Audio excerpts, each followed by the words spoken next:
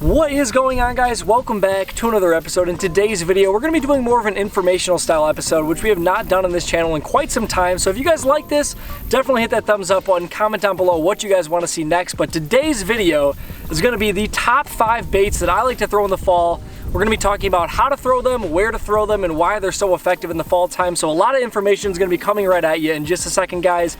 Stick around, stay tuned, we are about to jump right into it. So the very first bait that we're going to be talking about today, if you guys have been watching my channel, you guys have seen me put out a couple Alabama rig videos in the past few weeks or so. And honestly, hands down, you cannot beat this lure. This has got to be the best fall time lure of all time. It's a little bit controversial. Certain states have different regulations. You can't throw the same amount of hooks in certain states. Certain tournaments you can't throw this thing in, but there is not a better bait fish imitator than the Alabama rig, and probably not a better bait to throw in the fall time. So I'm going to tell you guys how we rig this up, and we're going to show you guys how to throw this a little bit too. But if you guys want to see more about the Alabama rig, I have a few other videos of me actually fishing with this thing.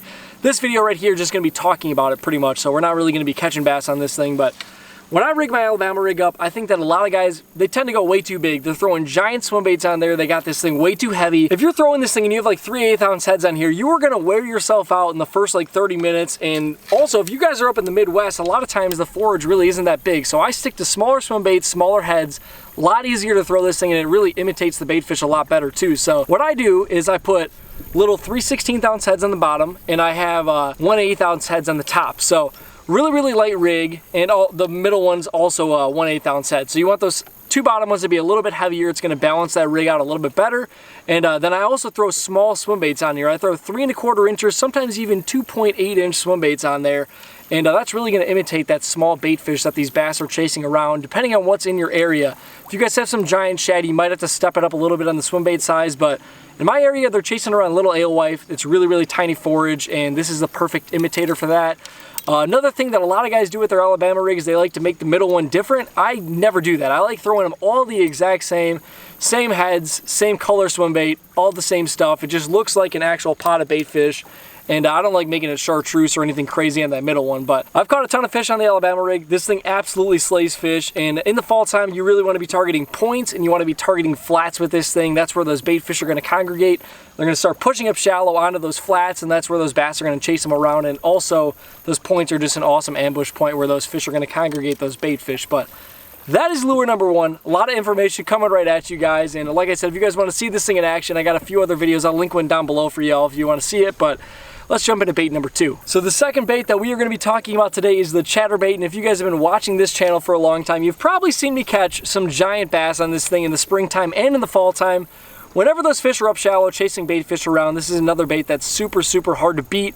And the awesome thing about this is it comes through the grass so good. So the Alabama rig right here, if you're throwing this around grass, you're probably going to get hung up a lot, and it's really hard to do. You have to keep it above that grass. But this right here, you can throw this thing right into pretty much any submergent vegetation in the lake, and it's going to rip through that grass really good. So if you guys have a ton of vegetation in your lake, this is an awesome lure where you can kind of pop it out of there, and that's actually when you're going to get the bites on this. But in the fall time, I like to stick to shad patterns, either white, chartreuse and white, whatever's going to imitate the bait fish in your area. That's kind of what you want to go for when you're throwing a chatterbait.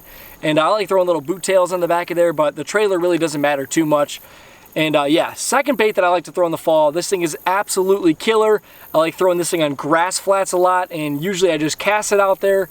You retrieve it super slow, as long as you can feel those blades clicking along, and the second that you feel some grass, rip it out of there. That is when you're gonna get crushed. But bait number 2, Chatterbait. Caught some giant fish on this. Awesome lure to throw in the fall. And let's just jump into bait number 3. The third bait that we're going to be talking about is the jerkbait. And as you guys are kind of noticing a pattern here, pretty much all these are going to imitate some sort of bait fish, some sort of forage that these fish are going to be chasing in the fall. And the jerkbait is no exception to that. And the Megabass Vision 110 is probably one of the best jerkbaits ever made, but I've caught a ton of fish on the Googan Squad jerkbait as well.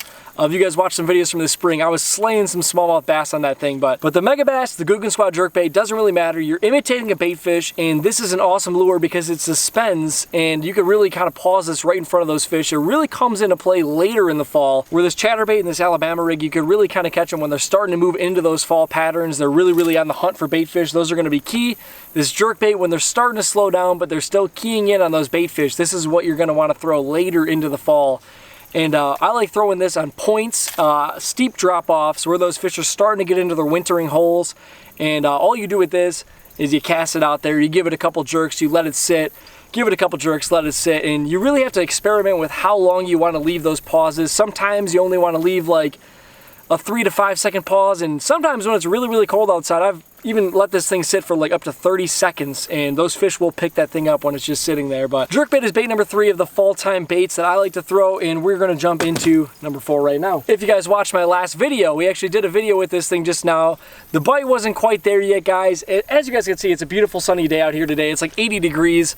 We did have a nice cold front roll through, and then we had this huge warm front happen, so it's kind of, they're not fully in the fall patterns yet is what I'm saying, but Topwater Poppers are my 4th favorite fall lure, and they can absolutely crush these things. If you set it up right, if it's slick calm outside, if they're chasing bait fish, you could have yourself a day with one of these right here. We have the Guggen Squad Bloop, and one of the best fall baits. When they're chasing bait fish around and you can find them schooling on the surface, it is very, very hard to beat a popper.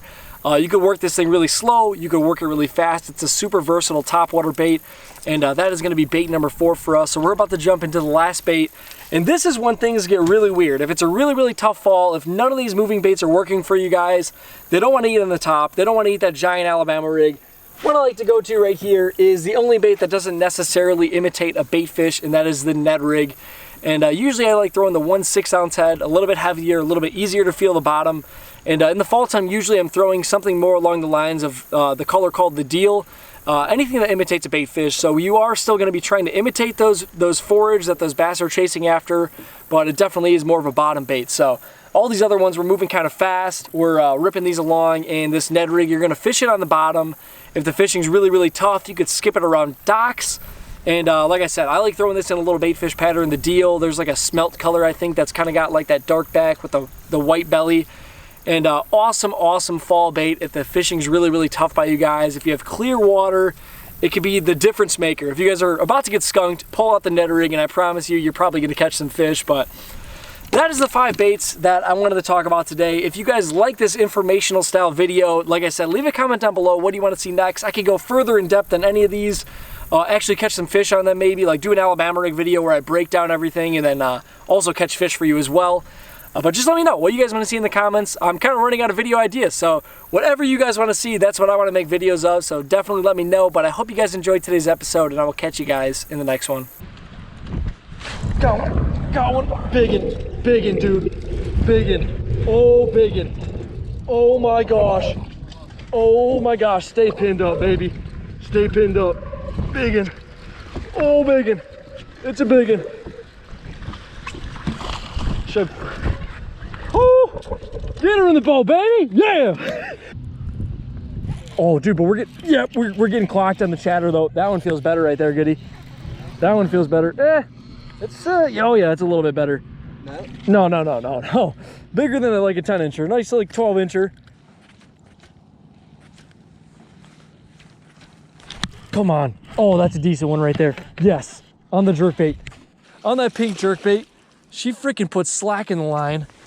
Yes, sir. We only got 12-pound tests. She's got that hook pretty good. Come on, baby.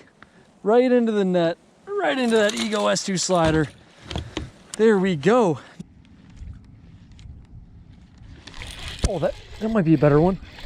She sucked it up. That might be the biggest one so far.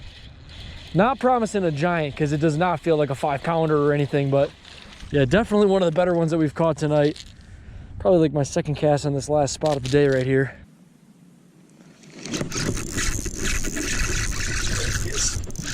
That's a smallmouth, by the way. That's a decent one. Finally, on the old steadily mentally. Yeah, she's ripping this way. There she goes, right where you want. Oh yeah, she's a good one.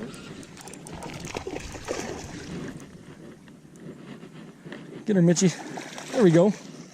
Number one, baby. It's a good one.